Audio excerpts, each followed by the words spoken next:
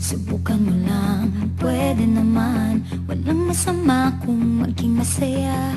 Ang mundo mo'y gawin mong iba. Huwag kang matakot. Dami mong kayang gawin, di mo lang napapansin. Bakit ba ulong-sulong ka? Bakit hindi mo subukan? Huwag ka nang magpaiwan.